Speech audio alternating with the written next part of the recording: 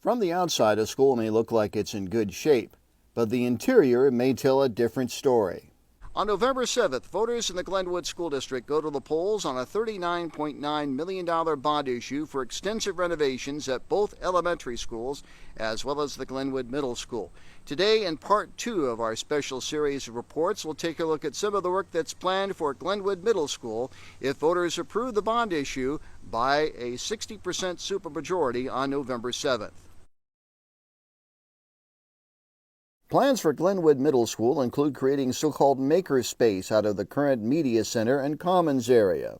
But Superintendent Dr. Devin Embrace says the biggest need involves renovating the building's aging infrastructure. The middle school is also a dated facility. However, it's very structurally sound and it's very functional.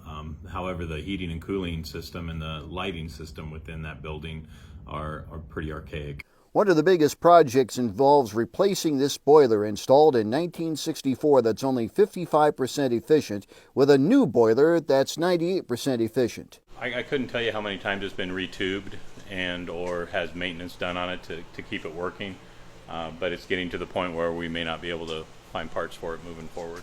Other plans call for replacing the building's lighting system with modern LED lights. Despite the high price tag, school officials hope the bond issue will be tax neutral. Right now, we have been prepaying and utilizing low interest rates over the last 6-7 years to pay our high school bond off sooner than it's projected to be, saving our taxpayers about $1.5 to $1.6 million in interest. By doing so, we've lowered that bond asking down, and it will come due now in March of 25.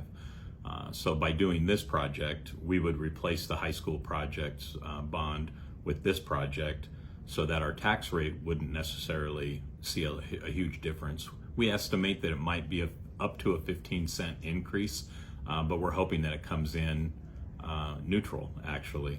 And the way it can come in neutral would be if it came in at the same amount that the high school bond is going off right now.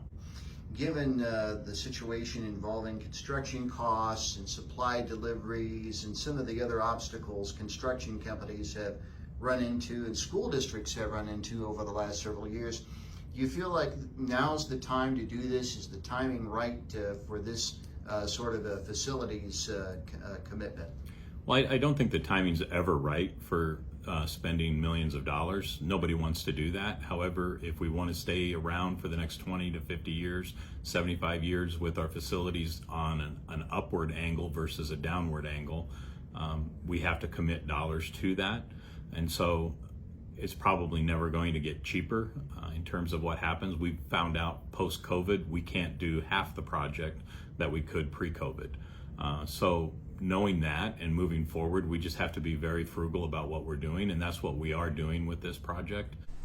For more information on the Glenwood School District bond issue, there's a link with our web story at kmaland.com. And don't forget to vote on November 7th. For KMA News, I'm Mike Peterson.